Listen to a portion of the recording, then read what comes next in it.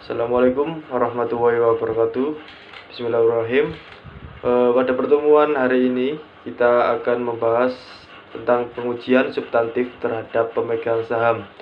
Sebelumnya perkenalkan anggota kelompok kami. Yang pertama ada Siti Fariha dengan NIM 1903020075, dan yang kedua Alifah Hibaitu Wohi dengan NIM 1903021114. Dan yang ketiga saya sendiri, Syahrul Hidayatullah dengan NIM 1903020068. Untuk audit ekuitas pemegang saham, jumlah dana yang dimiliki oleh pemegang saham di perusahaan sama dengan modal saham ditambah cadangan. Selanjutnya, ekuitas pemegang saham itu meliputi saham biasa, saham preferen, modal yang disetor, dan laba ditahan. Pada tahun terakhir, sejumlah instrumen keuangan telah dikembangkan yang berisi karakteristik utang dan ekuitas serta mempengaruhi audit kas pemegang saham. Sejumlah besar rencana opsi saham dan rencana kompensasi juga mempengaruhi audit ekuitas pemegang saham. Pembahasan mengenai instrumen ekuitas dan rencana opsi saham yang kompleks tersebut berada di luar lingkup. Dan transaksi ekuitas pemegang saham yaitu ada 3. Yang pertama, penerbitan saham, yaitu mencakup transaksi seperti penjualan saham untuk sejumlah kas, pertukaran saham dengan aktiva, jasa atau utang yang dapat dikonversi, serta penerbitan saham untuk tujuan pemecahan saham. Dan yang kedua ada pembelian saham kembali, mencakup perolehan kembali saham atau treasury stock dan penarikan kembali saham. Dan yang terakhir yaitu pembayaran dividen, yaitu mencakup pembayaran dividen kas atau penerbitan dividen saham. Dan di slide yang ketiga ini kita akan membahas tentang penyajian ekuitas pemegang saham di neraca. Yang pertama yaitu modal saham. Informasi yang diperlukan oleh pemakai laporan keuangan dalam modal saham meliputi yang pertama jenis saham yang dikeluarkan, nilai nominal, dan jika ada tarif dividen. Dan yang kedua untuk saham istimewa, sifat keistimewaan yang dimiliki oleh pemegang saham harus dijelaskan. Misalnya hak istimewa dalam pembagian dividen, hak istimewa dalam likuidasi perusahaan.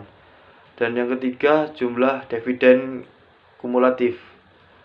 Saham istimewa yang belum dapat dibayar oleh perusahaan, baik jumlah total maupun jumlah saham. Dan yang kelima, jumlah saham yang disediakan untuk stok option place untuk ditukarkan dengan obligasi atau saham istimewa, jumlah saham yang telah dipesan tetapi belum dikeluarkan, dividen saham yang telah diumumkan tetapi belum dibagikan, dan saham yang dikeluarkan dalam penggabungan perusahaan. Pada slide kelima ini kita masih membahas tentang penyajian, yaitu treasury stock. Treasury stock harus disajikan di neraca dalam kelompok modal saham. Jumlah yang disajikan adalah sebesar cost-nya sebagai pengurangan terhadap jumlah modal saham dan saldo laba. Slide selanjutnya masih dengan penyajian saldo laba. Perubahan saldo laba dalam tahun yang diaudit dapat disajikan di dalam laporan tersendiri, disebut laporan perubahan saldo laba, atau digabung dengan laporan laba rugi yang disebut laporan laba rugi dan perubahan saldo laba.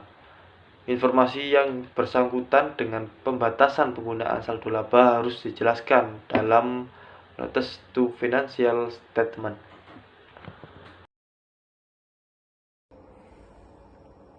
Sebelum membuktikan apakah saldo ekuitas pemegang saham yang dicantumkan oleh klien dalam neracanya sesuai dengan ekuitas pemegang saham yang benar-benar ada pada tanggal neraca, auditor melakukan rekonsiliasi antara informasi ekuitas pemegang saham yang dicantumkan di dalam neraca dengan catatan akuntansi yang mendukungnya.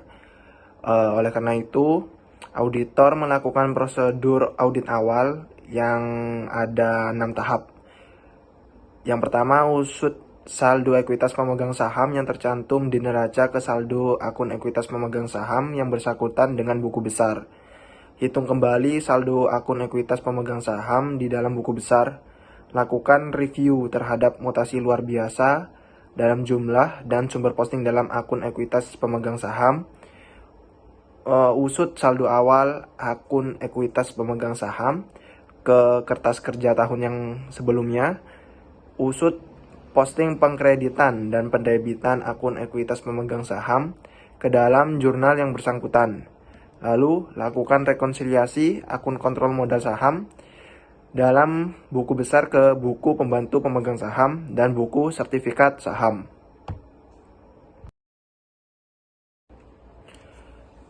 Pada tahap awal pengujian substantif terhadap ekuitas pemegang saham, pengujian analitik dimaksudkan untuk membantu auditor dalam memahami bisnis klien dan dalam menemukan bidang yang memerlukan audit lebih intensif. Seperti pada contohnya itu untuk rasio tingkat perputaran aktiva tetap, formulanya adalah hasil penjualan bersih dibagi dengan rata-rata saldo aktiva tetap. Rasio laba bersih dengan aktiva tetap itu formulanya hasil penjualan bersih dibagi dengan rata-rata saldo aktiva tetap. Rasio aktivitas tetap dengan modal saham, formulanya aktiva tetap dibagi dengan modal saham. Lalu rasio biaya reparasi itu formulanya adalah biaya reparasi dan pemeliharaan dibagi dengan hasil penjualan bersih. Pembandingan ini akan membantu auditor untuk mengungkapkan peristiwa atau transaksi yang tidak biasa, perubahan ekuitas, perubahan usaha, fluktuasi acak, atau salah saji.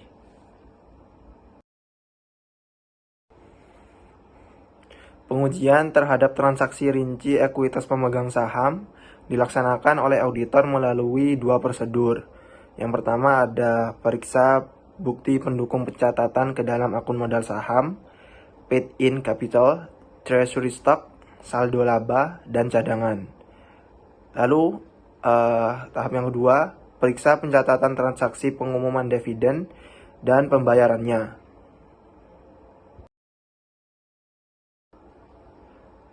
Pengujian terhadap saldo akun rinci akun ekuitas pemegang saham dilaksanakan oleh auditor melalui berbagai prosedur audit berikut ini. Yang pertama itu ada pelajari anggaran dasar dan anggaran rumah tangga perusahaan klien, pelajari notulen rapat pemegang saham dan dewan komisaris, pelajari kontak underwriting dan persyaratan emisi saham, pelajari notulen rapat dewan komisaris dan pemegang saham mengenai pengembangan dividen.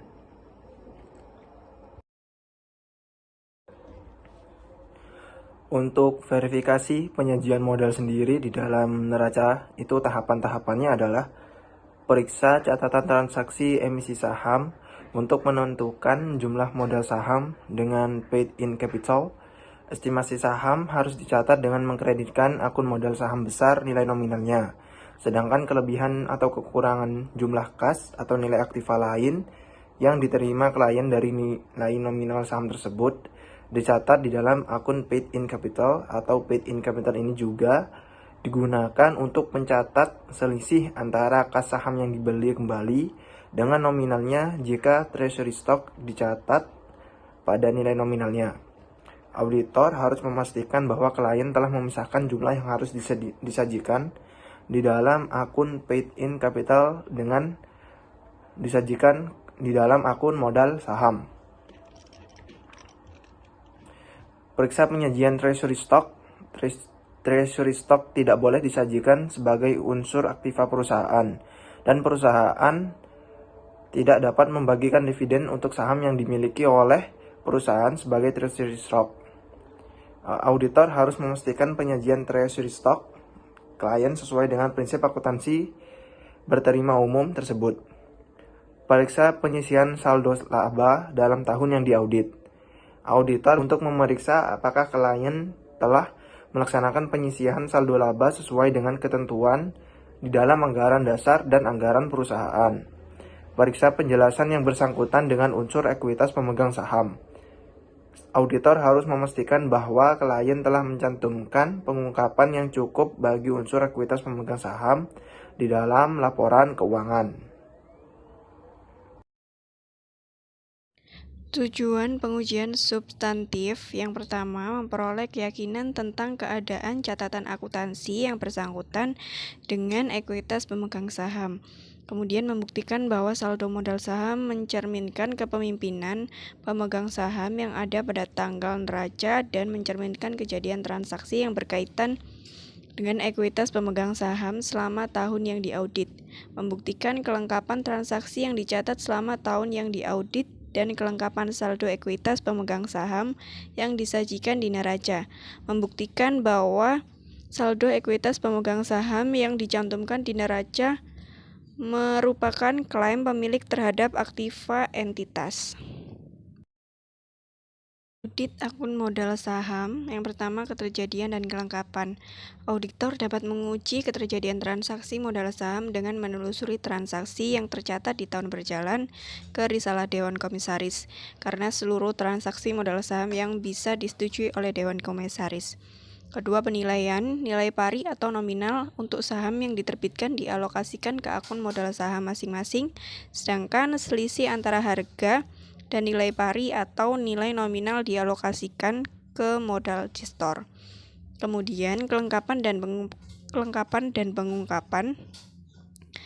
Jumlah pengungkapan penting seringkali diperlukan untuk ekuitas pemegang saham. Biasanya, informasi ini bersumber dari anggaran dasar perusahaan, risalah, rapat Dewan Komisaris, dan perjanjian kontrak. Audit dividen. Semua dividen yang diumumkan secara resmi dan dibayar akan diaudit. Jika entitas menggunakan badan pembayar dividen, auditor dapat mengkonfirmasikan jumlah yang dibayar ke badan tersebut oleh entitas. Auditor dapat menghitung kembali jumlah dividen melalui perkalian jumlah saham. Auditor dapat menghitung kembali perkalian jumlah saham yang beredar pada tanggal pencatatan dengan jumlah dividen per lembar saham yang disetujui oleh Dewan Komisaris. Audit laba ditahan. Laba ditahan dipengaruhi oleh laba atau rugi tahun berjalan maupun dividen yang dibayarkan. Saldo awal dicocokkan dengan kertas kerja dan laporan keuangan tahun lalu. Kemudian laba awal dicocokkan dengan kertas kerja dan laporan keuangan tahun lalu. Laba atau rugi bersih dapat ditelusuri ke laporan laba rugi. Jumlah dividen kas atau dividen saham dapat diverifikasikan dengan cara seperti periode yang lalu. Sekian presentasi dari kelompok kami, kurang lebihnya kami mohon maaf. Apabila ada yang ingin bertanya, dipersilakan. Terima kasih. Wassalamualaikum warahmatullahi wabarakatuh.